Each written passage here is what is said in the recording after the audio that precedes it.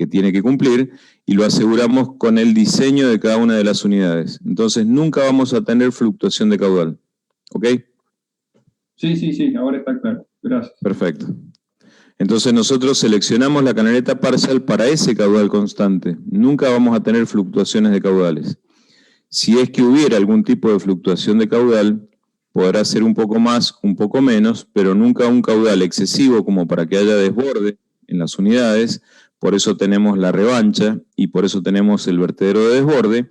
Y cuando baja el caudal es por algún evento circunstancial en el cual tengamos algún tipo de mantenimiento dentro de la planta o en la obra de toma o en algún elemento dentro de la planta. Pero normalmente tenemos un caudal de producción constante a lo largo de todo el año, obviamente. Por eso, en el caso, ustedes saben que estamos en época de corta, o sea, irrigación. En esta época, entre mayo y agosto, procede a la corta de los canales de riego para tareas de mantenimiento, limpieza, etcétera, reparación de compuertas, etcétera. En el caso de los canales que tienen abastecimiento para consumo humano, irrigación debe garantizar ese caudal durante todo el año. O sea que los canales que abastecen de agua cruda a las plantas potabilizadoras no se secan nunca, sino que se provee ese caudal constante los 365 días del año. Entonces siempre tenemos caudal de producción constante. Entonces, lo último que habíamos visto era el floculador mecánico. Acá teníamos un floculador mecánico metálico prefabricado. Fíjense que lo que tenemos son unidades prefabricadas, estructuras metálicas montadas sobre el terreno. O sea que podemos armar una planta potabilizadora con la metodología que nosotros queramos. Esta es la planta potabilizadora de Mar de Ajó, en el cual acá se ve en los floculadores, atrás tenemos los sedimentadores, ya vamos a verlos, pero básicamente, fíjense que son 4 trenes de floculadores en paralelo con cámaras que son 1, 2, 3, 4, 5, 6 cámaras, 4 trenes de 6 cámaras cada una, donde tenemos las unidades de floculación. Acá lo que se le va a hacer es montar sobre ellos, mediante algún bastidor metálico, los agitadores, que son los que proveen la mezcla para obtener los gradientes de proyecto. No, esta última cámara es de recolección de agua floculada, porque es la cañería esta que sale. Así que son menos cámaras, son 4 cámaras. Tenemos una cámara de entrada, una cámara de salida y 4 cámaras a lo largo de cada tren de floculadores mecánicos. Entonces, ¿cuáles son los parámetros de diseño de un floculador hidráulico? Se establece que los tiempos de permanencia son entre 10 y 50 minutos, valor recomendado entre 20 y 30 minutos. El gradiente de mezcla no debe ser menor a 10 de 1 sobre segundo y mayor a 100 1 sobre segundo. Se recomienda un gradiente entre 20 y 60 1 sobre segundo. En cuanto a la velocidad de circulación, estamos entre 0,2, 0,3 y 0,4 metros por segundo. Y lo que se recomienda es, en el caso del floculador hidráulico, que nosotros vamos a diseñar en el trabajo práctico, se recomienda dividir entre 2 o 3 zonas con gradientes decrecientes. Entonces, de esa manera, nosotros establecemos las dimensiones de nuestros floculadores hidráulicos. Y la forma de diseño es la que ustedes tienen en la guía de trabajo práctico, pero básicamente la metodología es la siguiente. Nosotros establecemos, por ejemplo, vamos a diseñar un sistema de floculadores hidráulicos con 3 zonas. Entonces, las permanencias hidráulicas se recomienda de que sean entre 20 y 30 minutos. Yo en mi proyecto voy a adoptar una permanencia hidráulica de 30 minutos. Los gradientes se recomiendan entre 60 y 20. Entonces yo, como voy a tener 3 zonas, voy a adoptar un gradiente 1 de 60, 1 sobre segundo, un gradiente 2 de 40, 1 sobre segundo, y un gradiente 3 de 20, 1 sobre segundo. Las velocidades, quiere decir que si el tiempo total de permanencia dentro del floculador es de 30 minutos, yo voy a establecer las diferentes zonas y sus permanencias hidráulicas. Entonces voy a decir que el tiempo en la primera zona será de 10 minutos, la permanencia en la segunda zona será de 10 minutos y la permanencia en la tercera zona será de 10 minutos. Por otro lado, el otro parámetro que yo tengo que controlar, hablábamos de tiempos, hablábamos de gradientes, hablamos de velocidades. Entonces vamos a establecer velocidades medias. Por ejemplo, entre 0,3 y 0,2 metros por segundo de velocidad. Entonces, la velocidad en la primera zona podemos decir que va a ser 0,3 metros por segundo. La velocidad en la segunda zona, por ejemplo, 0,25 metros por segundo. Y la velocidad en la tercera zona, 0,2 metros por segundo. Entonces, vamos a diseñar un sistema de floculadores hidráulicos cumpliendo estos tres requerimientos. Como primera medida, vamos a ver cuántos floculadores hidráulicos colocamos en paralelo. Normalmente se colocan 2, 4 o 6 floculadores hidráulicos en paralelo. Ya vamos a ver la configuración de la cantidad de floculadores dentro de la planta, pero vamos a asumir de que colocamos 4 floculadores hidráulicos. Quiere decir que nuestro caudal de diseño lo vamos a dividir entre n floculadores hidráulicos, en nuestro caso 4, y vamos a tener el caudal correspondiente a cada floculador. Con ese caudal correspondiente a cada floculador y con la permanencia hidráulica total, nosotros vamos a calcular el volumen. ¿Por qué? Porque el volumen de cada floculador va a ser igual al caudal por el tiempo. Entonces, el caudal de cada floculador por el tiempo dentro de cada floculador me va a dar el volumen de cada floculador. En el caso del floculador hidráulico, yo establezco el ancho B del floculador. Ese ancho B va a estar asociado con el ancho del sedimentador, porque trato que estructuralmente mantenga la línea, el mismo ancho, el floculador que el sedimentador. En algunos casos conviene diseñar previamente el sedimentador y luego volverme a diseñar el floculador con el mismo ancho del sedimentador. Supongamos que establecemos el ancho B del floculador y establecemos la profundidad H. Por ejemplo, el ancho B entre 6 y 8 metros, la profundidad H entre 1 metro, 1,20 m, o sea que es baja la profundidad del floculador hidráulico. Entonces, con el volumen del floculador, con el ancho del floculador y con la profundidad del floculador, yo voy a obtener la longitud L1 del floculador. En realidad, la longitud total. Con el ancho y la profundidad, yo y las permanencias hidráulicas, yo voy a tener la longitud de cada tramo de floculador. Entonces, la longitud L1, la longitud L2 y la longitud L3. De esa manera, yo voy a plantear un floculador que tenga las siguientes características. Yo vengo con mi canal de ingreso, tengo un floculador con un determinado ancho, B, va a tener una cierta profundidad que yo establecí previamente y voy a dividir mi floculador en 3 zonas. Una zona 1, una zona 2 y una zona 3. Entonces, en la zona 1 yo voy a obtener, a partir de la longitud L1, que va a ser el caudal del floculador por los 10 minutos que va a estar, voy a tener el volumen V1, después voy a tener el volumen V2 y el volumen V3. Con el ancho y la profundidad voy a tener L1, con el ancho y la profundidad voy a tener L2 y con el ancho y la profundidad voy a tener L3. Luego, con el caudal y la velocidad en esa zona, saco la sección del floculador.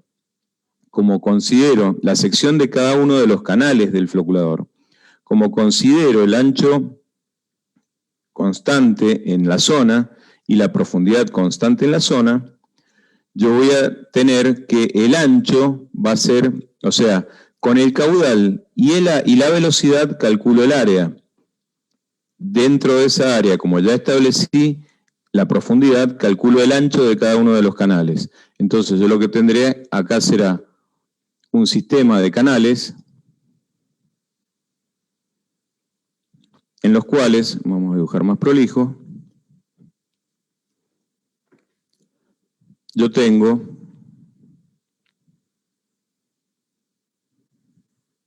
la zona 1 con esta distribución de canales.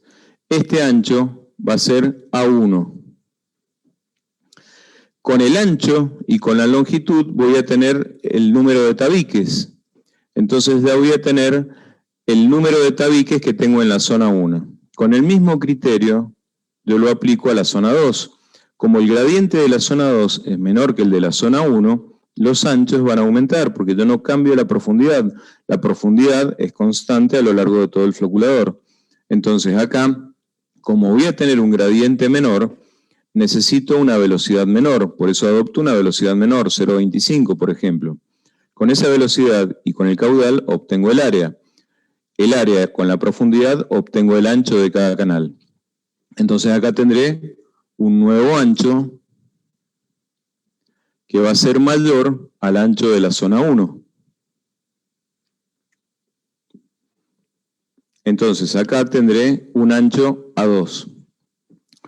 Con el mismo criterio lo hago a la zona 3.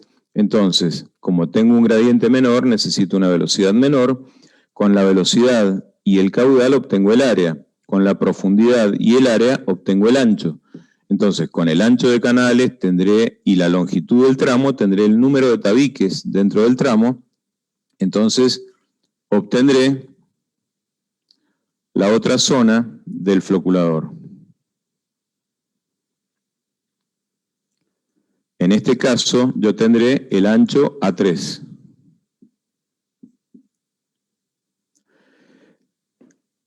Como recomendación, como criterio de diseño, si el canal tiene un ancho A1, la sección de pasada tiene que ser 1,5 A1. Si el sector 2 tiene un ancho A2, la sección de pasada o de cambio de dirección tiene que ser 1,5 A2. En el caso de A3, la sección de pasada tiene que ser 1,5 A3. Entonces, la partícula va a recorrer esta trayectoria media.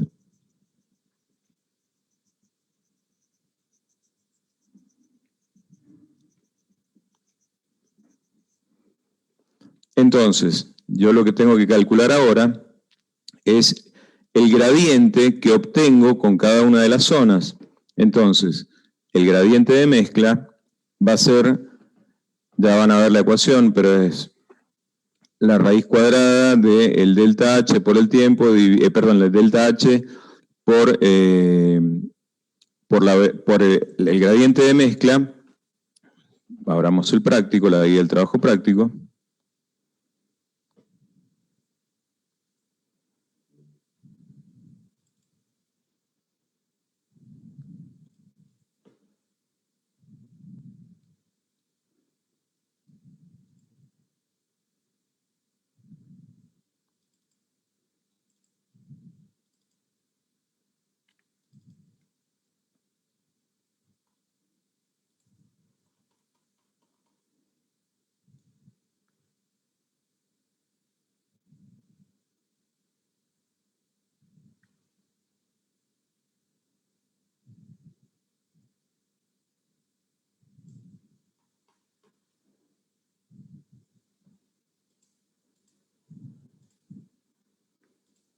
Esta es la guía de trabajo práctico que ustedes tienen en internet. Fíjense que yo lo que tengo son diferentes zonas con diferentes gradientes y números de tabique. Entonces, lo que calculo es la fórmula del gradiente, que es la raíz cuadrada de gamma por delta H sobre mu por T. El tiempo es el que ustedes consideraron para el proyecto, mu es la viscosidad dinámica del agua, no la cinemática, gamma es el gamma del agua, y delta H es la pérdida de carga en el sector en consideración. Y resulta que las pérdidas de carga del sector en consideración es la suma de las pérdidas de carga por frotamiento más las pérdidas de carga por cambio de dirección. Entonces, yo lo que voy a tener es una longitud total en la zona 1, una longitud total en la zona 2 y una longitud total en la zona 3. Esa longitud total la tengo que calcular a partir de la longitud media de recorrida de la partícula en cada una de las zonas. Entonces, el delta H Recuerden que G es la raíz cuadrada de delta H por mu, por gamma, dividido mu por tiempo. Entonces, yo lo que tengo es que el delta H va a estar conformado por las pérdidas por frotamiento más las pérdidas por cambio de dirección. Con las pérdidas por frotamiento utilizo la ecuación de Manning y obtengo el valor de las pérdidas por frotamiento, y el pérdida por cambio de dirección es un valor función de la altura de velocidad, o sea, es n por k por u cuadrado sobre 2g. Ese delta H yo lo introduzco en la ecuación del gradiente y tengo que verificar que el gradiente que yo obtengo sea igual al que previamente establecí como criterio de diseño. O sea, el gradiente de esta zona necesariamente tiene que ser igual a 60 1 sobre segundo. Si no cumple con esta condición, tengo que modificar la geometría de esa zona del floculador de manera tal de llegar a este gradiente de mezcla. O sea, no verifico con la condición de que sea menor o igual, sino que tiene que ser igual. Si no verifica esa condición, tendré que cambiar la geometría del floculador de manera tal de que se acerque al valor establecido como diseño previo. Por ejemplo, si el gradiente es muy alto, tengo que bajar el gradiente. ¿Cómo bajo el gradiente? Bajando la velocidad, modificando o el ancho o la profundidad. De esa manera yo voy verificando que los gradientes previamente establecidos cumplan con los que los gradientes que yo obtenga cumplan con los gradientes previamente establecidos. Y de esa manera voy a ir verificando los gradientes de mezcla en cada una de las zonas de cada uno de los floculadores hidráulicos. Recuerden, el ancho de canal lo obtengo considerando las velocidades. Y el ancho de cambio de dirección, o sea, esta distancia, es 1,5 veces el ancho de canal. Yo tendré un canal de ingreso, un canal de salida del floculador que me lo da por cálculo hidráulico, en función de los tirantes y la capacidad de conducción. Siempre con la revancha de 0,50 metros. Pero en este caso, tengo que modificar los parámetros hidráulicos para verificar que los gradientes de mezcla previamente establecidos se cumplan. Debo verificar cumplimiento de gradientes, de permanencias hidráulicas y de velocidades medias. De esa manera, calculo las diferentes zonas del floculador. Ingeniero, sí. ¿Hay alguna relación con el ancho B con respecto a la entrada del canal? ¿El ancho total? Claro. No. Porque no. Supóngase que el B me dé un poquito más ancho que el ancho del canal, o sea, no puede ser eso, nunca. O sea, no tiene que haber una relación ahí. No, tiene que ser bastante mayor, porque vos estás conduciendo un caudal. El canal de entrada lo diseñás como si fuera un canal con un cálculo hidráulico convencional, o sea, le fijás una pendiente, le podés fijar un ancho o una profundidad y despejás la otra variable. Pero esto es un canal. Fíjate que esto es un sistema de canales con cambios de dirección. O sea, no hay relación entre el ancho total y el ancho de canal. Porque en realidad el ancho total es el ancho de la unidad. Yo lo que tengo son canales dentro del floculador. ¿Se entiende? Sí, ahora sí. Entonces no habría relación entre uno y otro. Un ancho razonable de un floculador puede ser 6, 8, 10 metros a lo sumo. Depende mucho de la cantidad de floculadores que yo selecciono. Si yo tengo un caudal grande y selecciono pocos floculadores o elijo pocos floculadores, seguramente el ancho va a ser grande. Ahora, si yo tengo ese mismo caudal y quiero colocar más floculadores, seguramente este ancho se va a reducir. Entonces juego con esas variables. Por eso les digo de que lo lógico cuando ustedes diseñan una planta potabilizadora es armar una planilla de Excel. O sea, todas estas ecuaciones que ustedes ven en el cálculo del floculador hidráulico, la vuelcan a una planilla de cálculo Excel y van jugando con las variables de manera tal que los gradientes previstos verifiquen con los previamente establecidos. Fíjense, por ejemplo, en el práctico ejemplo, que es el que ustedes tienen en el campus virtual, el ejemplo dio un gradiente de 59,62, muy próximo al 60 previamente establecido. Entonces, queda verificado esa condición de diseño. Si yo no cumplo con este gradiente obtenido, tendré que modificarlo hasta alcanzar el gradiente previamente establecido. Entonces, de esa manera, yo dimensiono el floculador hidráulico siguiendo los criterios de diseño previamente establecidos. Yo podré tener un floculador hidráulico con 3 zonas o con 2 zonas.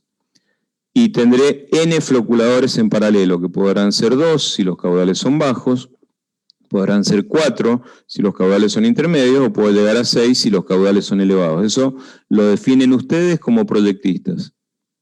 Pero para eso necesitan previamente un sistema de canales en donde se hagan las particiones de caudales de manera tal de que esté llegando a cada floculador el mismo caudal. O sea, si yo tengo que dividir en 4 el caudal, tengo que tener estructuras de partición para dividir el caudal en partes iguales y que no haya corrientes preferenciales que me conduzcan más caudal por un floculador que por otro.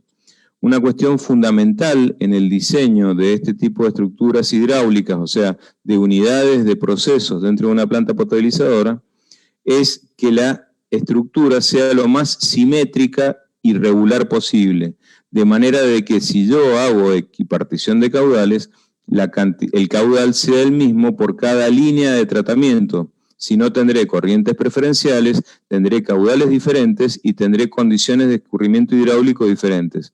Entonces es fundamental que se cumpla y que la hidráulica sea lo más regular posible en cuanto a la partición de caudales. Entonces, de esta manera, nosotros diseñamos nuestro floculador hidráulico. En el trabajo práctico, vamos a diseñar floculadores hidráulicos y floculadores mecánicos. O sea, vamos a diseñar 2 sistemas de floculadores distintos. Para el caso de los floculadores mecánicos, yo lo que tendré será que nuestros parámetros de diseño son los siguientes. Entre 3 y 4 cámaras, con alturas de entre 3 y 4 metros, pueden ser paletas de 2 o de 4 brazos, y la condición es que el área transversal de las paletas sea menor o igual al 20% del área transversal de la cámara, de manera de que yo consiga agitación y no movimiento de la masa de agua. En cuanto a la velocidad, en el extremo de la primera cámara tiene que ser menor a 1,2 metros por segundo, y la velocidad en el extremo de la última cámara tiene que ser menor a 0,6 metros por segundo. De esa manera, yo lo que hago es establecer los parámetros de diseño. Entonces, yo lo que tendré, en este caso, en el caso del floculador mecánico, será a partir de los tiempos de permanencia en cada una de las cámaras, yo voy a decir, con este mismo concepto, establezco una permanencia hidráulica de 30 minutos, por ejemplo, y voy a decir, diseño 3 cámaras. Cámara 1, cámara 2, cámara 3. Entonces, en este caso, ya la velocidad no la tengo en cuenta, sino que tendré que considerar que si yo tengo 10 minutos en cada cámara, yo voy a tener, el caudal del floculador va a ser igual al caudal total dividido el número de floculadores instalados en paralelo. Entonces, si yo digo voy a instalar 4 floculadores en paralelo, el caudal de cada floculador va a ser mi caudal de diseño dividido 4. Con el caudal del floculador y con la permanencia hidráulica voy a tener el volumen total del floculador y voy a tener el volumen de cada una de las cámaras en función del tiempo. Entonces, lo que haré será diseñar cámaras de dimensiones de planta cuadrada. Entonces voy a tener una cámara 1, una cámara 2, una cámara 3, ingresaré por un canal, atravieso por un orificio, salgo por un canal, perdón, paso por un canal y salgo por un orificio. Y yo acá tendré un esquema de palas tal que me promueva gradientes decrecientes con este criterio. Entonces, yo voy a tener una velocidad de giro, una geometría de palas. En este caso, por ejemplo, lo que vamos a ver en el ejemplo del trabajo práctico son palas paralelas al eje o palas perpendiculares al eje, dependerá del proyecto o de la consideración que nosotros tengamos en el proyecto. En el caso del trabajo práctico son palas paralelas al eje, entonces tiene esta configuración. iremos reduciendo el número de palas en el sentido de avance dentro de cada una de las cámaras. Son cámaras de planta cuadrada, o sea que el largo que nos da o el ancho que nos da lo repetiremos en el largo. Y utilizaremos para el cálculo también, esto lo veremos en la guía del trabajo práctico, utilizaremos, acá tenemos un ejemplo, entonces utilizaremos estas ecuaciones para determinar los gradientes en cada una de las cámaras y deberemos verificar que estos gradientes sean los que yo previamente establecí para cada cámara. Y de esa manera verificaremos la potencia puesta en juego con la velocidad de giro en cuanto a revoluciones por segundo para garantizar los gradientes. Fíjense que en el caso del ejemplo se habían preestablecido gradientes de 60, 40 y 20. Y con estas condiciones de funcionamiento obtuvieron, en el ejemplo del práctico, 60, 39, 21, o sea, están dentro del rango de los gradientes de mezcla previamente establecidos. Entonces, de esa manera, lo que nosotros hacemos es predimensionar y verificar condiciones de funcionamiento dentro de cada floculador. De esa manera, nosotros diseñamos nuestros floculadores hidráulicos y mecánicos. Con respecto a la partición de caudales, les voy a mostrar unas imágenes. ¿Se ve el AutoCAD, no? Sí. Bien, lo que nosotros tenemos es acá nuestra cámara de carga, acá tenemos nuestra canaleta parcial con la casa química donde dosificamos productos químicos y tendremos la alternativa, por ejemplo, de 4 floculadores hidráulicos en paralelo. Entonces, como les decía, si hay algo que falla en el diseño de las plantas potabilizadoras es la equipartición de caudales. O sea, tenemos que dividir los caudales de la manera más sencilla y más confiable posible.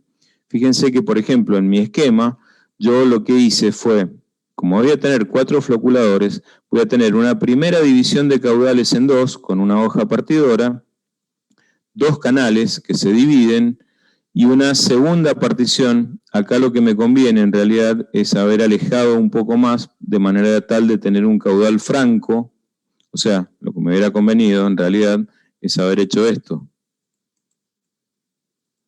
De manera tal de que el régimen sea estable y pueda volver a dividir el caudal en 2 e ingrese a cada uno de los floculadores. Fíjense que en este caso los floculadores fueron de 2 zonas, zona 1 y zona 2. Y lo que hago es dividir en 2 y después volver a dividir en 2. De esa manera me garantizo que estoy dividiendo en partes iguales el caudal de los 4 floculadores hidráulicos. En el caso de los floculadores mecánicos, por ejemplo, yo lo que tengo es divido en 2, vuelvo a dividir en 2 e ingreso a cada cámara del floculador mecánico. Por ejemplo, acá tengo 4 floculadores mecánicos. O sea que tengo 4 trenes de floculación en paralelo con 4 cámaras de floculador cada uno, donde tendré gradientes decrecientes. Entonces, fíjense que acá tengo 4 palas, acá tengo 3 palas, acá tengo 3 palas y acá tengo 2 palas, porque armé esa configuración. Entonces, ingreso con un canal por acá, atravieso con un orificio por acá, cruzo por un canal por acá, atravieso con un orificio por acá y salgo por un canal por acá y vinculo al sedimentador. Ya vamos a ver enseguida cómo diseñamos el sedimentador, pero ¿qué hacemos? Además de cambiar el número de palas para obtener los gradientes decrecientes, tendré diferentes velocidades de giro preestablecidas. La gran ventaja del floculador mecánico respecto del hidráulico es que el hidráulico yo lo diseñé y no lo puedo tocar, no lo puedo modificar. En cambio, el mecánico, yo de última puedo cambiar la cantidad de palas, puedo cambiar la velocidad de giro, porque en definitiva son cámaras que contienen una infraestructura mecánica y puedo modificar cantidad de palas o velocidad de giro. Y de esa manera puedo llegar a corregir los errores de diseño que pueda tener o los cambios tanto en caudal producido como en calidad de agua cruda. Cosa que en el caso del floculador hidráulico es más difícil de modificar. Como les decía, sí. Entonces, a ver si por ahí entendí mal. En el floculador hidráulico, para calcular la longitud de cada etapa, se calcula el volumen directamente. El volumen de cada etapa. Yo lo que tengo es, yo voy a decir, por ejemplo, en este caso yo digo, el floculador va a tener 30 minutos de permanencia hidráulica. En este caso yo digo, zona 1, 15 minutos, zona 2, 15 minutos. El volumen total yo lo voy a calcular teniendo en cuenta los 30 minutos, o sea que con el caudal y los 30 minutos yo tengo el volumen total. Como establezco el ancho total del floculador y la profundidad del tirante líquido, me despejo la longitud, que va a ser esta longitud L1 y esta longitud L2, ¿sí? Luego, como yo tengo 15 minutos y 15 minutos, yo voy a tener el volumen de la zona 1 y el volumen de la zona 2, ¿ok? Entonces, con el volumen de la zona 1, yo tengo el ancho y la profundidad, con lo cual despejo el largo. De hecho, si yo lo estoy dividiendo en partes en condiciones similares, yo voy a tener diferentes longitudes en una zona y en otra. Si yo digo 15 minutos y 15 minutos, las dos zonas van a ser de la misma longitud. Si yo digo 14 y 16, o digo 13 y 17, o digo 10 y 20, o 20 y 10, las longitudes van a ser distintas. Pero en definitiva, los determino con los volúmenes. Con esta longitud, yo lo que voy a tener es luego que establecer la sección de cada uno de los canales. Entonces, la sección de cada uno de los canales la obtengo con la velocidad preestablecida para cada uno de los canales. Con la velocidad y el caudal yo calculo el área. Con la profundidad despejo el ancho. Con el ancho determino el número de tabiques que voy a tener dentro de mi longitud. Con el número de tabiques voy a tener el recorrido medio dentro de cada zona. Con ese recorrido medio, utilizando la ecuación de Manning, encuentro las pérdidas por frotamiento. Y con los cambios de dirección, encuentro las pérdidas por los cambios de dirección.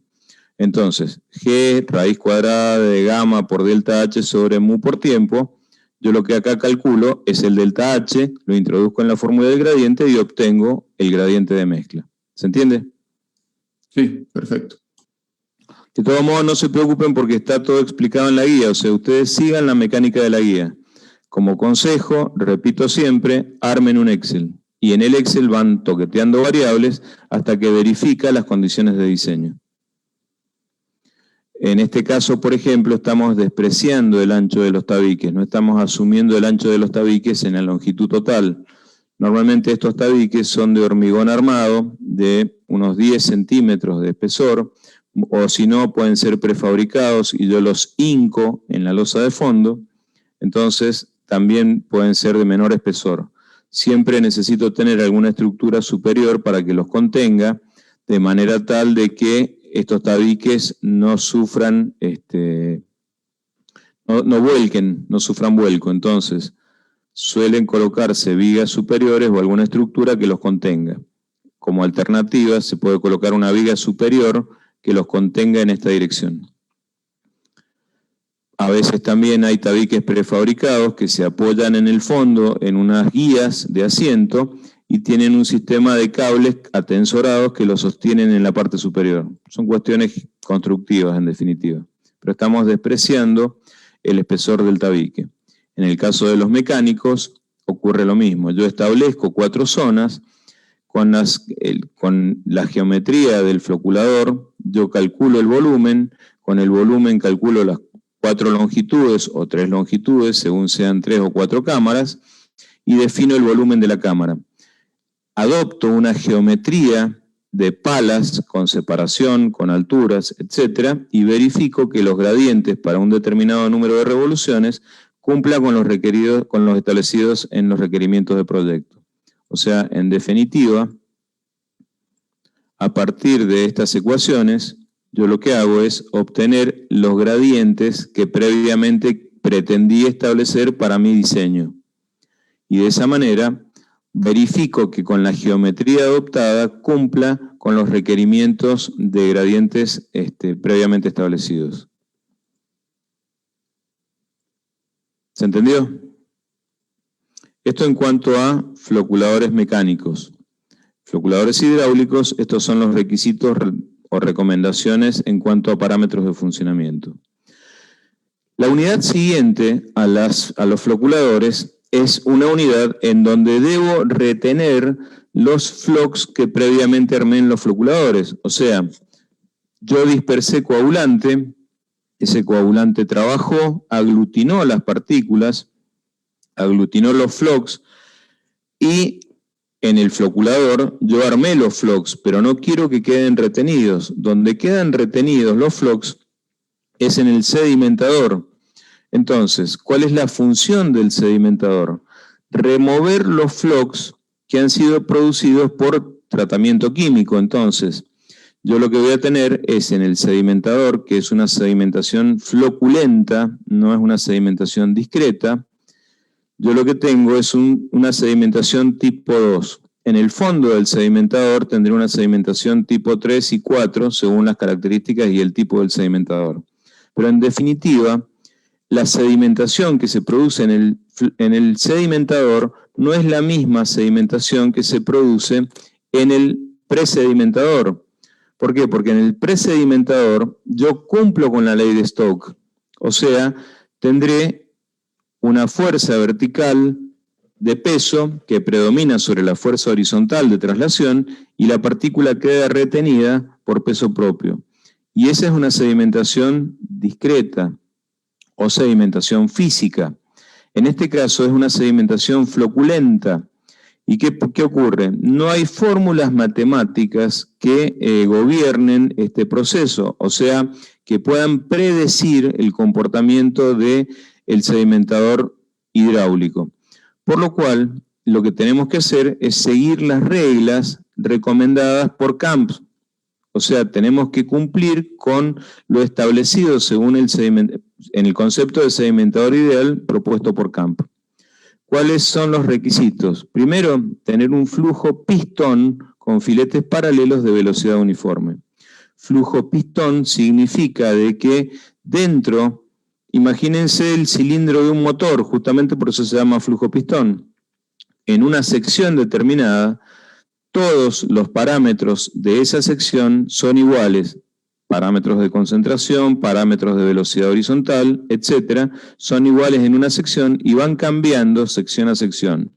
O sea, yo lo que tengo es un canal, en definitiva el sedimentador es como un canal, con dimensiones importantes, pero en una sección determinada yo tengo concentraciones similares con velocidades paralelas, por eso los filetes son paralelos, y uniformes.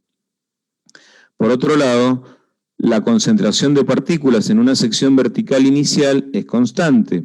Y finalmente, la partícula que toca la zona de lodos, o sea, la zona de fondo, queda fuera del sistema. Y este es el concepto del sedimentador ideal según CAMP.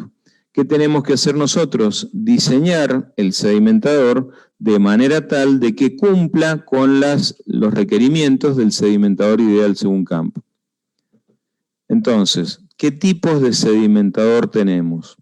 Tenemos sedimentadores circulares, sedimentadores rectangulares, sedimentadores de alta tasa con celdas de sedimentación, y en cuanto a la limpieza de los barros que se acumulan en el fondo del sedimentador, tendremos limpieza hidráulica o limpieza mecánica.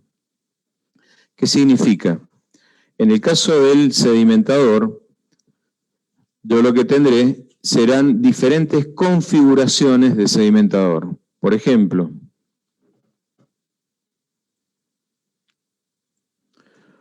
un sedimentador circular es un sedimentador de estas características.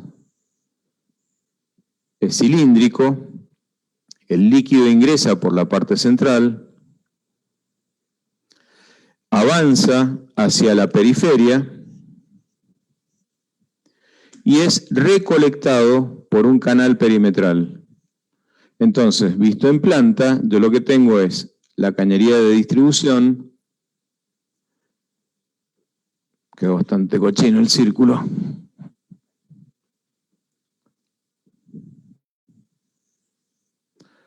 La cañería de distribución y el vertedero de recolección en la periferia del sedimentador. Entonces el líquido avanza en esta dirección y es recolectado por vertederos perimetrales. Los barros, ¿qué ocurre? Como yo lo que tengo es una reducción significativa de velocidad. En el caso de un sedimentador, el gradiente de mezcla es 0, entonces yo tengo velocidades muy bajas. Entonces los flux que se han ido formando van a ir a parar al fondo del sedimentador. Entonces el sedimentador tiene un fondo en forma de tolva.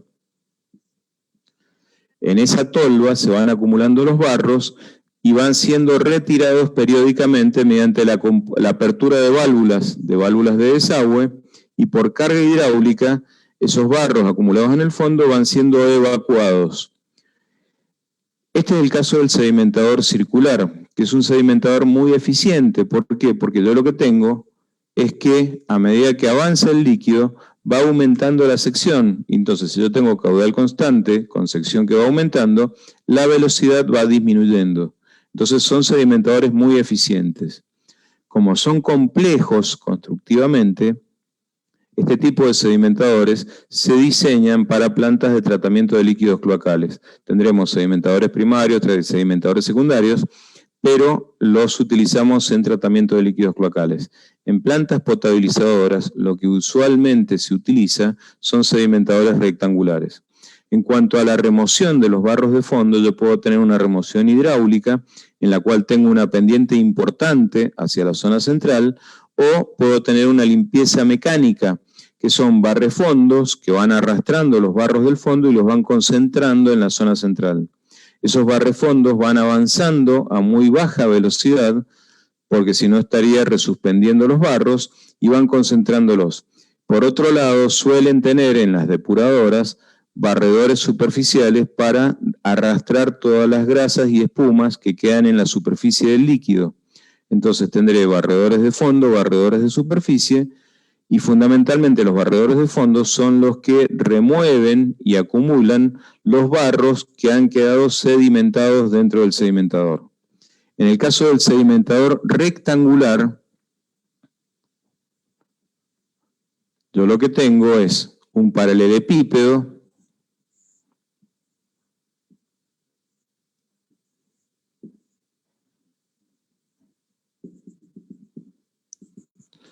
donde ingresa el líquido por una sección, avanza con una cierta velocidad y es recolectado por la sección final del sedimentador, que significa que la partícula que entró por esta zona tiene una trayectoria, tendrán diferentes trayectorias en base a la densidad de esa partícula.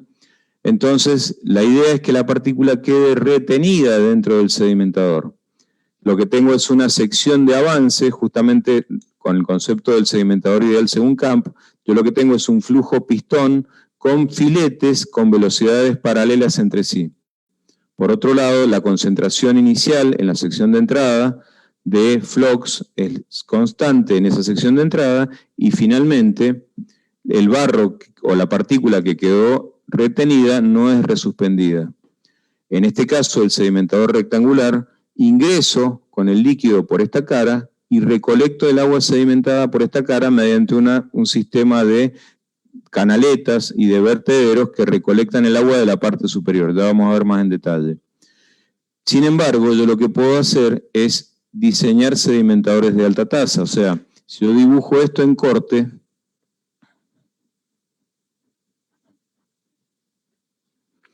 yo lo que tendré será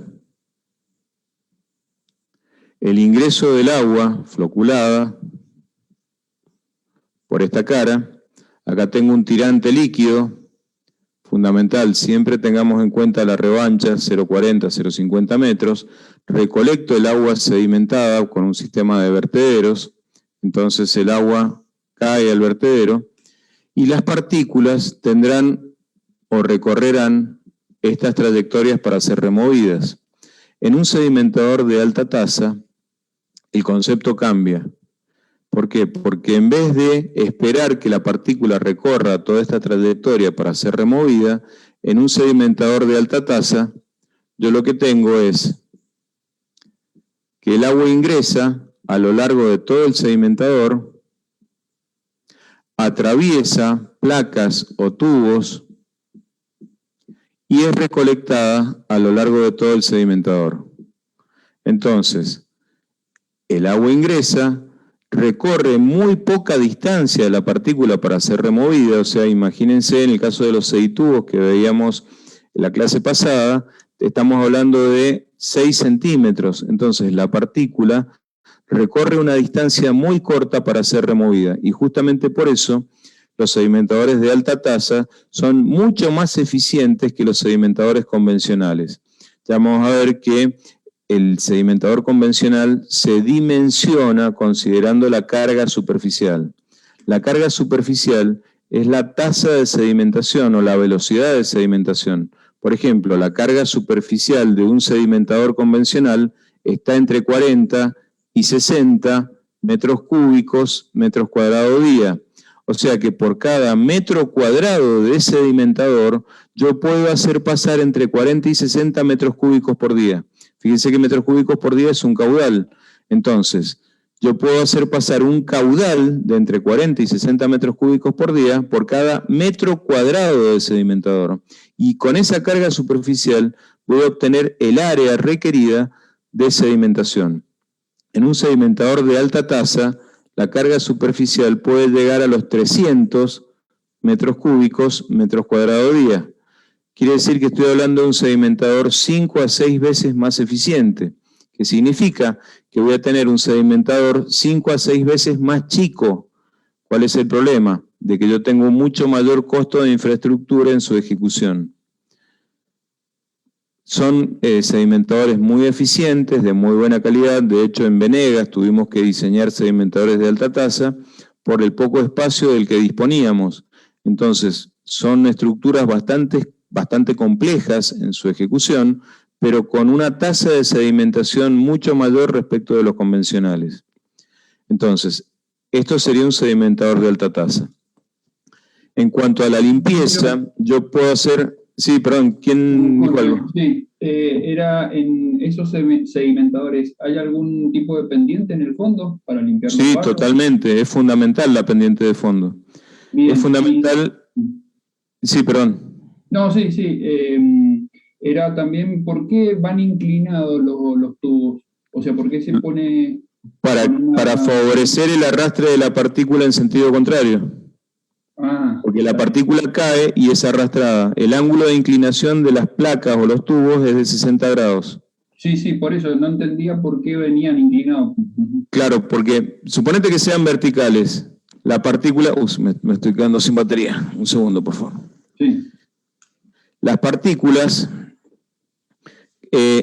tocan la pared del tubo y son arrastradas hacia la parte inferior. Si yo tuviera un ángulo mayor, yo tendría menor eficiencia en la remoción, entonces, y un ángulo menor también. Entonces, lo que me conviene es mantener un ángulo de entre 55 y 60 grados de los tubos para que el líquido, cuando ascienda, la partícula toque el fondo y baje.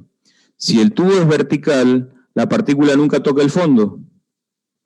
Yo tengo que darle una cierta inclinación para que la partícula toque el fondo, y la inclinación recomendada es de 60 grados. Entonces, de esa manera, yo lo que hago es que la partícula toca, y como es una superficie muy lisa, en el caso de los seditubos son de poliestireno de alto impacto, entonces es muy lisa, la partícula no se adhiere al tubo y va siendo arrastrada hacia el fondo.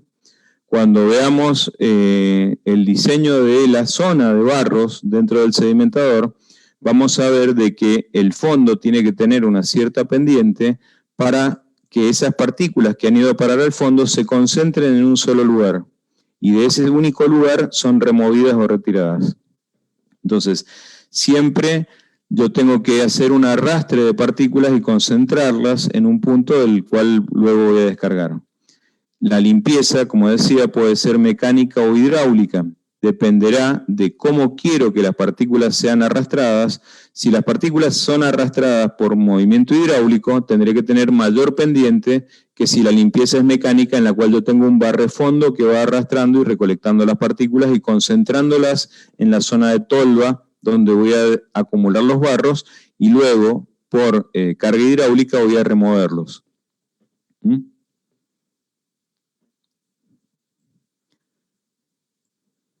Entonces, la definición de uno u otro dependerá en cuanto a lo que pretendemos nosotros con nuestro sedimentador. Les decía que un sedimentador circular es mucho más eficiente que un rectangular, por lo cual para depuración utilizamos los circulares, porque en el caso de los circulares tenemos también materia orgánica que debemos concentrar y retirar del sedimentador. En el caso de las plantas potabilizadoras, es mucho más común encontrar sedimentadores rectangulares. Si bien se pueden hacer circulares, de hecho hay muchas plantas potabilizadoras con sedimentadores circulares, pero en general en la Argentina todos los sedimentadores son rectangulares. Y en el caso de los sedimentadores de alta tasa, donde tenemos placas o tubos, que son mucho más eficientes que los convencionales. Finalmente tenemos la limpieza, el sistema de limpieza hidráulico y limpieza mecánica.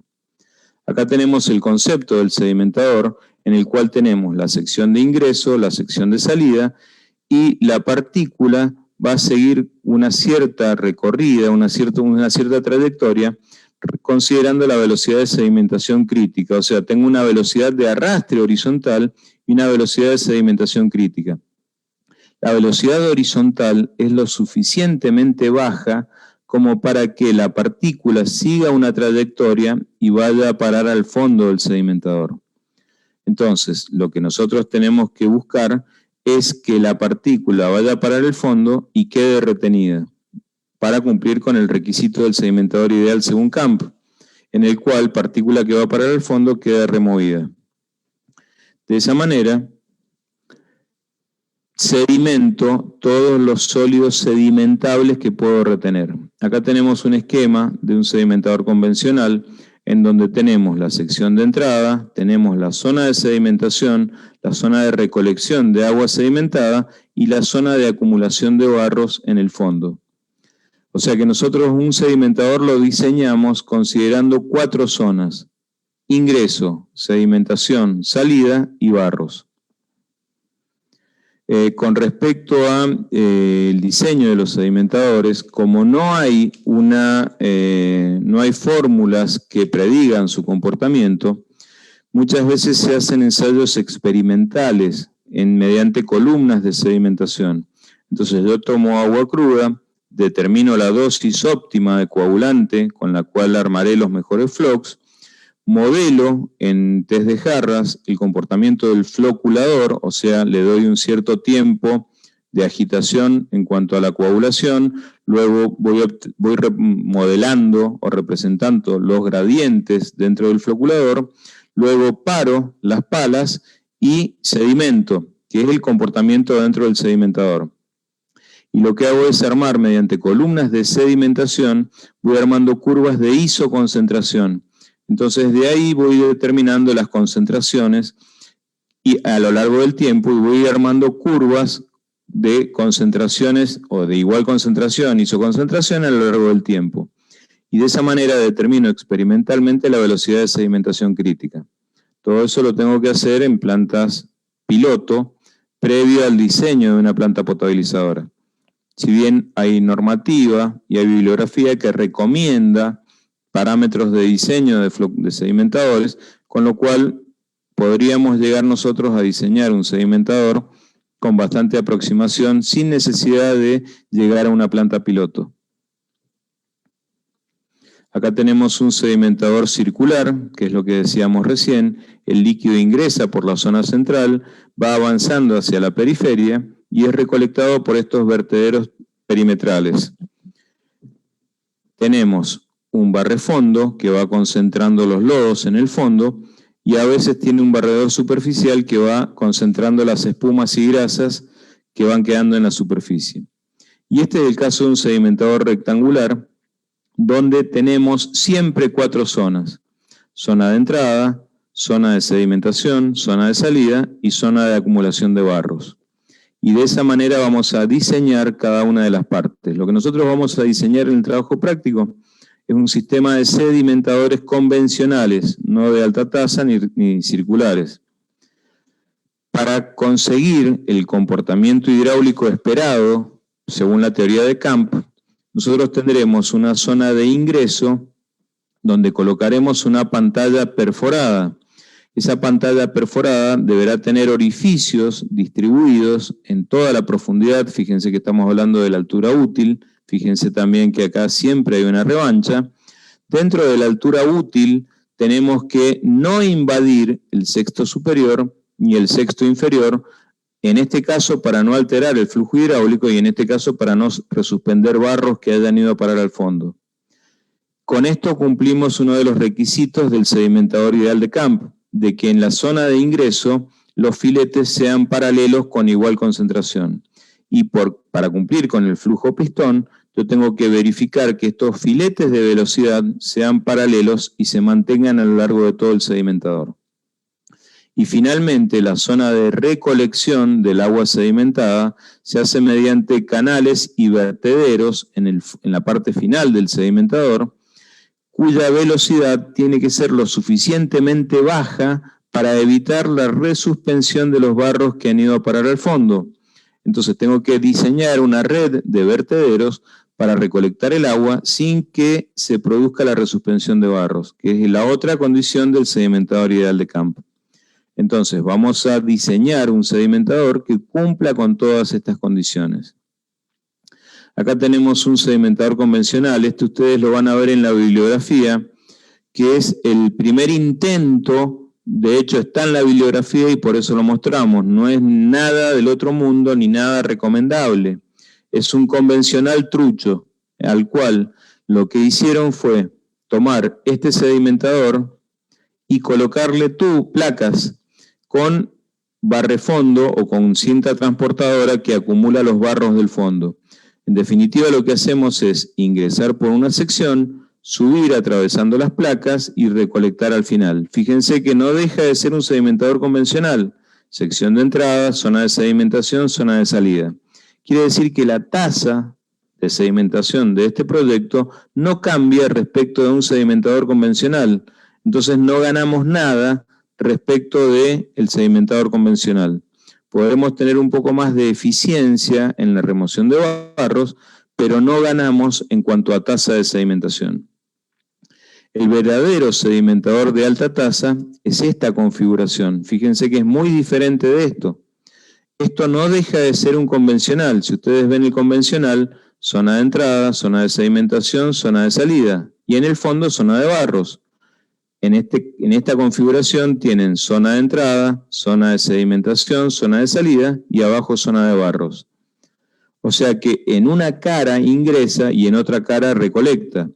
En un sedimentador de alta tasa es un recinto que tiene estas dimensiones, donde tenemos un canal central de distribución, una zona de sedimentación, que son las placas o tubos ubicadas en esta posición, y una zona de recolección de agua en toda la parte superior. Fíjense también que un sedimentador convencional tiene una zona de barros que se concentra en la zona inicial del sedimentador. En el sedimentador de alta tasa tengo una zona de barros que se distribuye a lo largo de todo el sedimentador. Entonces, lo que yo tengo en un sedimentador convencional, que es una zona de entrada, una zona de sedimentación, una zona de salida, acá yo tengo la zona de entrada es a lo largo de todo el sedimentador. La zona de sedimentación es a lo largo de todo el sedimentador y la zona de recolección de agua sedimentada es a lo largo de todo el sedimentador. Y la zona de barros, como está ingresando a todo lo largo, también es a lo largo de todo el sedimentador. Fíjense que es una configuración muy diferente a este concepto. Este concepto no sirve. Ustedes, repito, lo van a ver en la bibliografía, pero no funciona como sedimentador de alta tasa, sino como un sedimentador convencional. Sedimentador de alta tasa es esto. ¿Qué características tiene? Como yo tengo ventanas a lo largo de todo el sedimentador y las ventanas son de iguales dimensiones, yo quiero que el agua ingrese por las ventanas a igual velocidad. Como yo estoy entregando caudal a lo largo del canal de distribución, la sección tiene que ser variable. ¿Por qué? Porque con el mismo concepto del presedimentador que vimos la clase pasada, yo tengo que estoy entregando caudales. Entonces, para entregar caudales, yo tendré caudales decrecientes que van circulando por el canal. ¿Y qué va a pasar? Si yo mantengo la sección constante, las velocidades van a ser decrecientes. Entonces, para mantener la misma velocidad, tengo que reducir la sección. Entonces, el canal de distribución es un canal trapecial o doble trapecial, dependerá del proyecto. De esa manera, yo verifico que que el agua por las ventanas de ingreso va a ingresar al sedimentador a igual velocidad. Atraviesa las placas y es recolectado por estas cañerías sumergidas. Esas cañerías sumergidas tienen unos orificios, están sumergidas unos 5 a 10 centímetros, y es recolectada el agua sedimentada a lo largo de todo el sedimentador con este canal. Yo acá tengo un canal de recolección, o sea, en planta, en el mismo cuerpo central del sedimentador, por debajo tengo el canal de distribución de agua floculada y por arriba tengo el canal de recolección de agua sedimentada. En los laterales del sedimentador tendré los tubos o placas por los cuales atraviesa el agua para ser sedimentada. Entonces, entra por estas ventanas, sube por estos tubos y es recolectado por esta cañería sumergida. Como yo sedimento a lo largo de todo el sedimentador, yo tengo que materializar tolvas de recolección de barros a lo largo de todo el sedimentador. Entonces, esas tolvas van a acumular los barros en los fondos. La inclinación de las paredes de estas tolvas es entre 55 y 60 grados, o sea, son bastante verticales esas tolvas porque tengo que asegurar que los barros vayan a parar al fondo de la tolva y con cierta frecuencia tengo que abrir una válvula para desagotar los barros acumulados en la tolva. De esta manera yo diseño un sedimentador de alta tasa. Es un diseño bastante complejo y bastante complicado, por eso lamentablemente no tenemos tiempo de verlo en la práctica, pero es importante que ustedes sepan que existe un sedimentador de alta tasa con mucho mayor eficiencia que el sedimentador convencional. Nosotros vamos a diseñar un sedimentador rectangular convencional con limpieza hidráulica. En corte, o sea, un corte en la dirección CC, nosotros vamos a ver que el agua ingresa por este canal central, sale por estas ventanas, atraviesa las placas o los tubos y es recolectado por estos caños perforados. Ingresa al canal superior y sale del sedimentador el agua sedimentada. En la parte inferior nosotros tenemos las tolvas de lodos con sus válvulas de corte y un caño colector central de barros. Este caño colector central de barros va a desagüe arrastrando los barros acumulados en los fondos de los sedimentadores.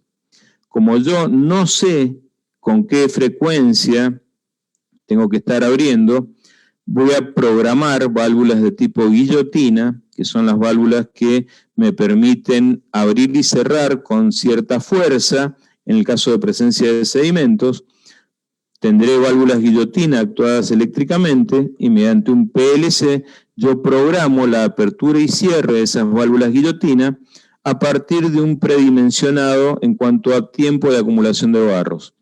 Yo puedo medir en forma precisa la generación de barros utilizando un cono Imhoff, que es un vaso de vidrio cónico en el cual yo introduzco el agua sedimentada, volumen conocido de agua sedimentada, y veo qué porcentaje de esa agua sedimentada es barro, que va a parar al fondo luego de un cierto tiempo. Como muchas veces no tengo ese tiempo para hacer todos esos ensayos, asumo, en base a diferentes fórmulas y ecuaciones recomendadas por la bibliografía, el volumen de barro generado en un sedimentador de estas características. Entonces, dimensiono las tolvas y establezco la frecuencia de apertura de las válvulas de desagüe. Entonces, yo programo, por ejemplo, que esas válvulas de desagüe se abran durante 3 minutos cada 20 horas, por ejemplo. Entonces, yo sé que de esa manera, por carga hidráulica, porque el sedimentador está lleno, los barros van a ser evacuados por el conducto de desagüe hacia el desagüe general de la planta. Y de esa manera evacúo en forma permanente los barros producidos o generados dentro del sedimentador o acumulados dentro del sedimentador. Repito, sedimentador de alta tasa es una estructura bastante compleja, constructivamente es bastante compleja. Estamos hablando de que esta estructura tiene más de 6 metros de altura. Constructivamente yo tengo que materializar losas de fondo, tabiques inclinados, losas intermedias, tabiques que siguen subiendo.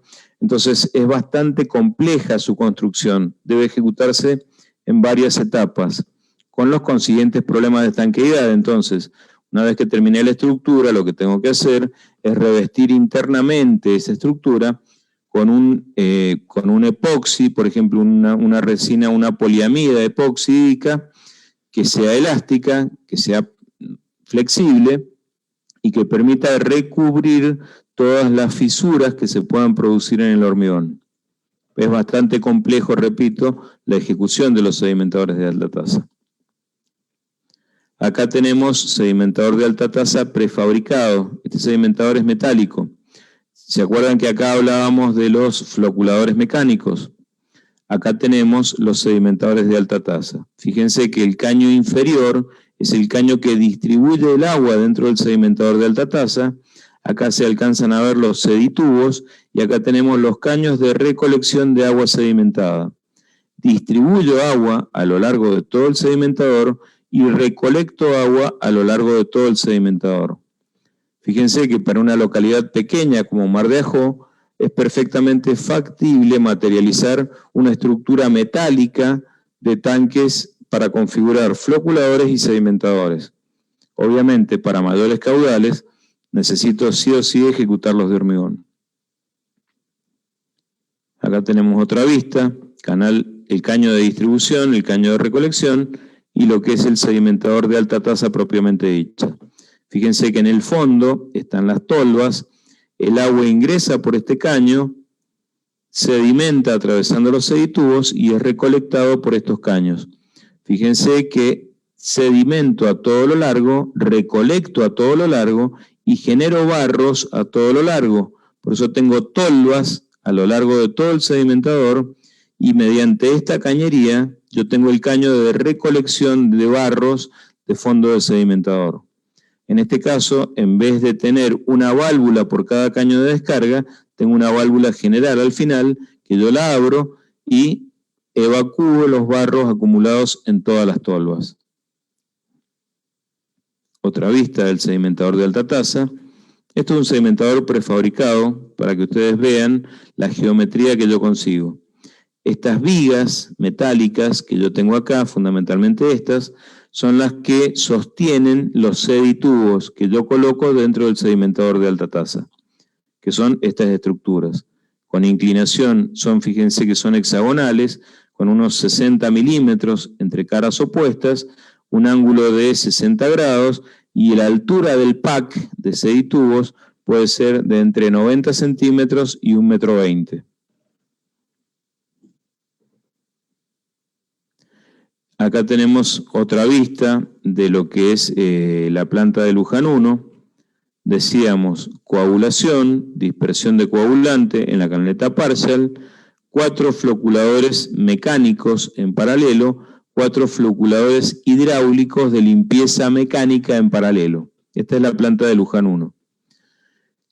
Floculadores mecánicos con esas palas horizontales que veíamos la clase pasada, sedimentadores hidráulicos de limpieza mecánica, y acá tenemos los mecanismos de palas de arrastre, que son las que van arrastrando los barros del fondo del sedimentador hacia la zona de descarga. Acá al fondo vemos los canales de recolección de agua sedimentada. Zona de entrada, zona de sedimentación, zona de salida, y en el fondo tenemos zona de acumulación de barros. Fíjense que tengo 4 floculadores mecánicos, 4 sedimentadores hidráulicos, y ambas estructuras del mismo ancho. El ancho del sedimentador hidráulico lo mantuve en el floculador mecánico. Y la vinculación entre ambos es a través de placas perforadas, que es la zona de entrada del sedimentador. Acá se ve claramente, fíjense, floculadores mecánicos, sedimentador hidráulico. claramente se ve la zona de barros. Fíjense que la mayor concentración de barros queda retenida en el primer tercio del sedimentador. O sea que si esta es L, longitud del sedimentador, entre un 75 y un 80% de los barros queda retenido en el primer tercio. Y el 20 al 25% restante queda retenido en los otros 2 tercios del sedimentador. Sección de entrada, zona de sedimentación, zona de recolección de agua sedimentada. Y lo que tenemos es un conjunto de canales con vertederos triangulares, que recolectan el agua con una velocidad lo suficientemente baja para evitar que los barros que han ido a parar al fondo sean resuspendidos. De esa manera, recolecto el agua sedimentada, o sea, ingreso por esta cara, sedimento y recolecto por esta cara. Concepto completamente diferente al del sedimentador de alta tasa. Para que se den una idea, estos sedimentadores hidráulicos de Luján 1 tienen más de 70 metros de largo, o sea que son bastante grandes y bastante largos. Acá tenemos la sección de entrada, sí. Que es muy larga la zona de recolección. Exacto, claro. Claro, porque la zona de recolección de barros tiene el largo de todo el sedimentador. Sí, de hecho es así. Del agua sedimentada, yo pensaba que era menos. Ah, la zona de recolección, esta parte. Sí, eso, que veo que hay tres. No, claro, porque la velocidad de recolección tiene que ser muy baja para evitar tener una llamada hidráulica que me resuspenda los barros. Claro, pensé que con un solo sector ahí, una sola canaleta hubiera... No, ya vamos a ver cuando dimensionemos la zona de recolección de agua sedimentada, que me da unos cuantos metros de canaleta, de vertedero de recolección. Exacto, justamente porque la velocidad tiene que ser muy baja. Perfecto, ahora entendí. Bien. Fíjense, esta es la zona de entrada del sedimentador. Acá tengo la pantalla perforada de ingreso al sedimentador. Fíjense los flocks, que son los barros, cómo van sedimentando en la primera zona del sedimentador. O sea, hay una alta concentración de barros en el primer tercio. Y fíjense acá, específicamente esta es la zona donde se produce la mayor concentración de barros. Por eso siempre, cuando diseñamos un sedimentador, asumimos que en el primer tercio retenemos entre un 75 y un 80%, y en los 2 tercios restantes retenemos entre un 25 y un 20%. Y esto nos va a condicionar el diseño de la zona de barros, que ya lo vamos a ver cuando lo diseñemos. Pero fíjense las características de los flocks que nosotros armamos en el floculador y retenemos en el sedimentador. Estos barros quedan retenidos en el sedimentador, necesariamente para no pasar al filtro y atarquinar el filtro. Acá tenemos el sedimentador de recién, de limpieza mecánica, seco.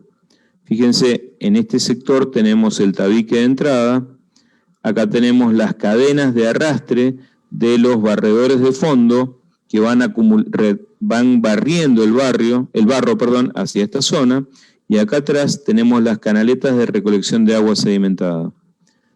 Este sedimentador de limpieza mecánica es el de Luján 1, fue diseñado o construido, en el año 1973, y los barrefondos no funcionaron nunca. O sea, es un muy mal diseño el sistema de recolección mecánica de barros. ¿Por qué? Porque fíjense que son cadenas muy largas, 70 metros de largo. Entonces, ¿qué pasaba? Las palas de arrastre del fondo se cruzaban y se rompían los engranajes. Entonces, nunca funcionó eficientemente el sistema de barredor de fondo, el sistema de barrido de fondo de los fondos del sedimentador, lo cual es un problema. ¿Por qué? Porque el no haber una remoción periódica de los barros obliga a que cada 6 meses el sedimentador deba ser secado y deba ser limpiado los barros con manguera. Entonces, si yo diseño un sedimentador de estas características con limpieza mecánica, tengo que buscar un mecanismo de barrefondo que no se atasque como lo que ocurrió acá. Acá, imagínense cadenas que arrastran 70 metros de largo, los barrefondos siempre se cruzaban y siempre se rompían, por lo cual nunca funcionaron. Hay alternativas de barrefondos. ¿Vieron los barrefondos de la pileta?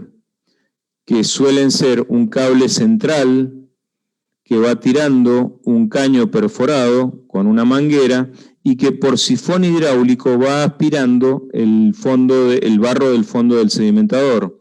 El problema es que al ser tan largo tendríamos que establecer 2 o 3 zonas de recolección de barros para que el cable de acero no recorra los 70 metros que tiene el sedimentador. Pero hay soluciones para suplir este inconveniente. De hecho, hay soluciones tecnológicas y patentadas, hay sistemas patentados que vienen, lo instalan y queda funcionando. De hecho, esto debería ser reparado de esta manera. Pero básicamente tenemos el problema de que el barrido de fondo funcionó muy poco tiempo y dejó de funcionar. Por suerte pudimos estudiar bastante los errores de diseño de esta planta cuando hicimos el proyecto de la planta de Venegas. Tratamos de salvar la mayor cantidad de errores de diseño que observamos en esta planta.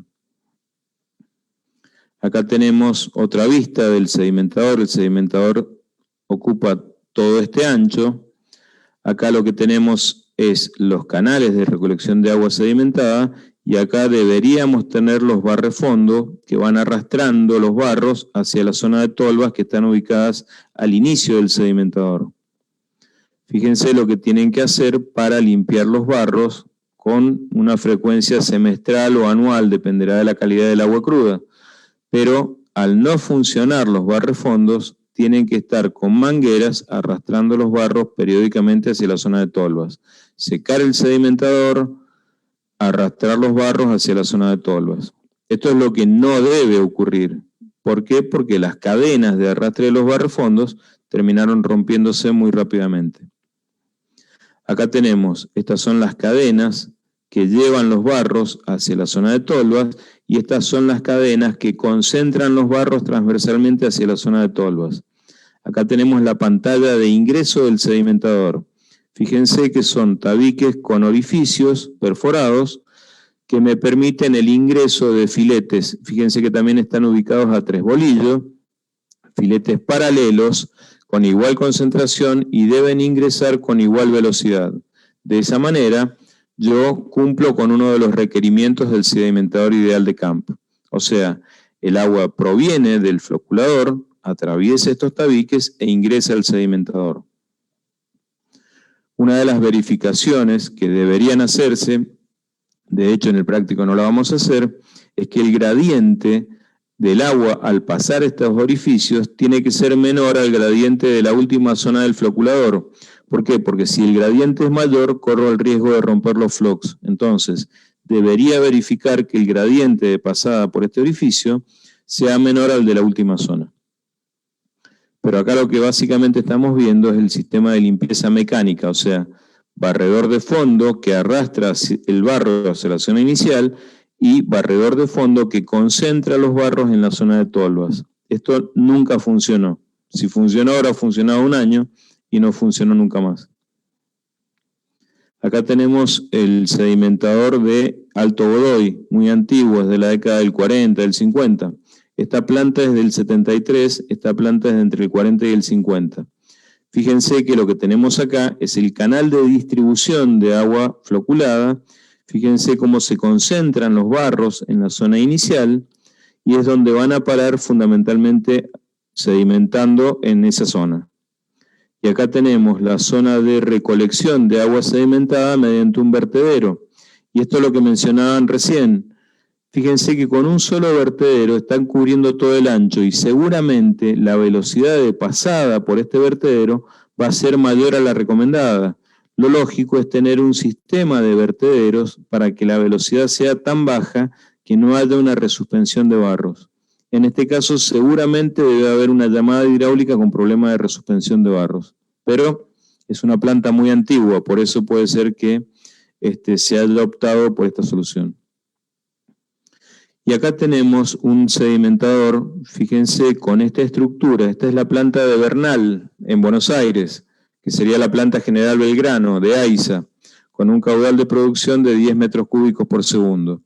Fíjense, esta estructura, esta superestructura, la ejecutó una empresa que se llamaba Lockwood, que ha desaparecido, una empresa nacional que ha desaparecido, en donde los barredores de fondo están suspendidos de esta viga reticulada.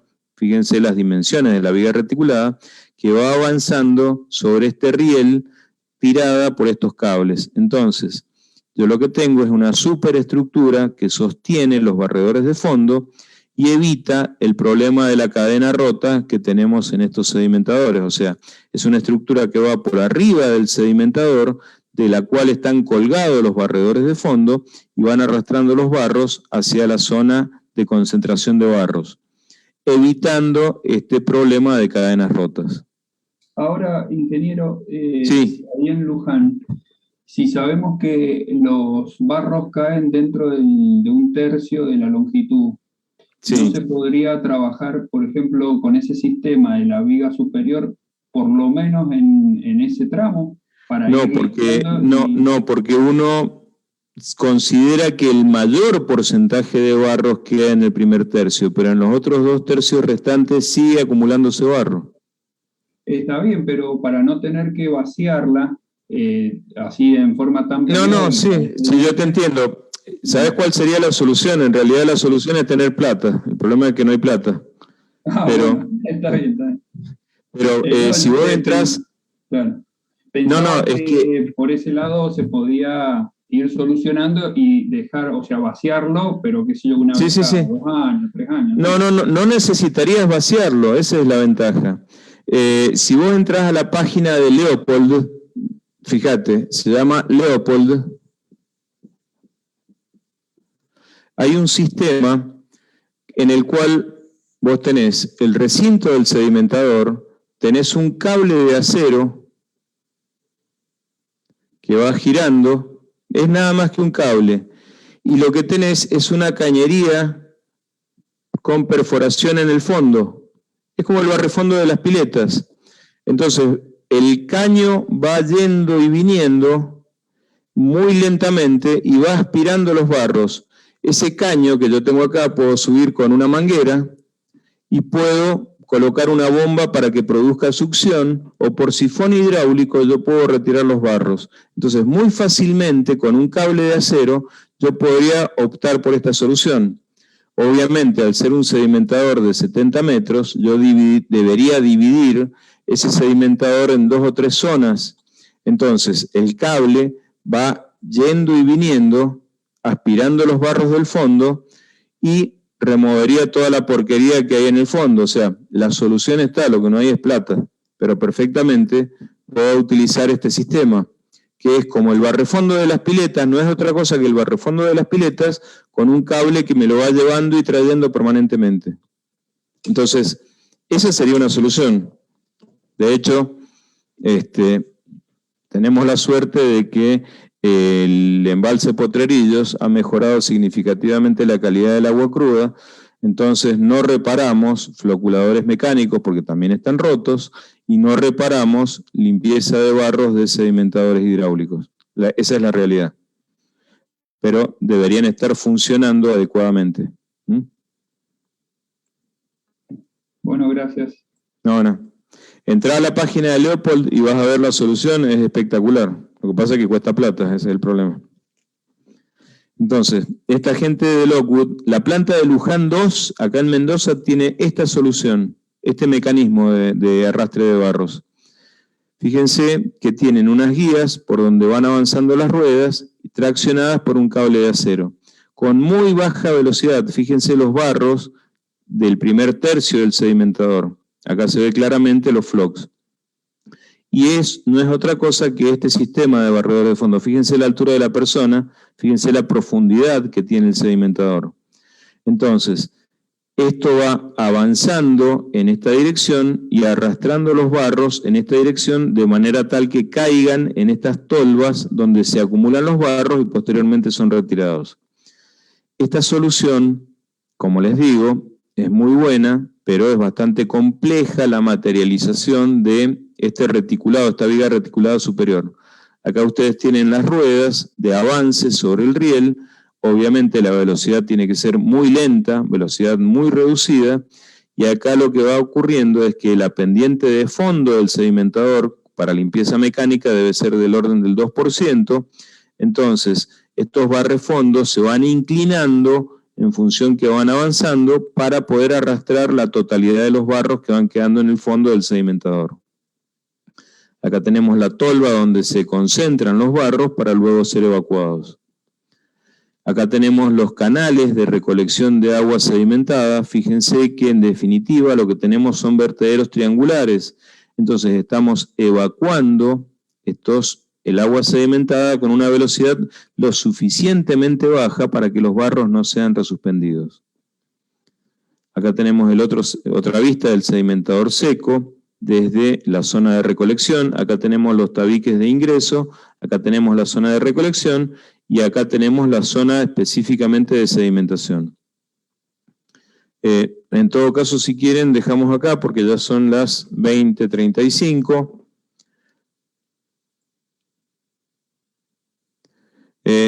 Seguimos el jueves que viene. Les pido que quienes no han dado el presente ya lo den, así ya queda registrado.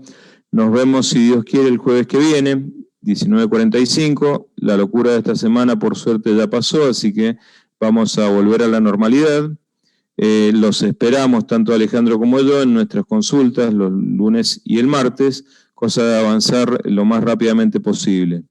Prioridad 1, tener aprobado el práctico 2. Prioridad 2, tener presentado el práctico 3, para poder quedar en condiciones de rendir el primer parcial de la materia, si Dios quiere y si podemos volver a la presencialidad.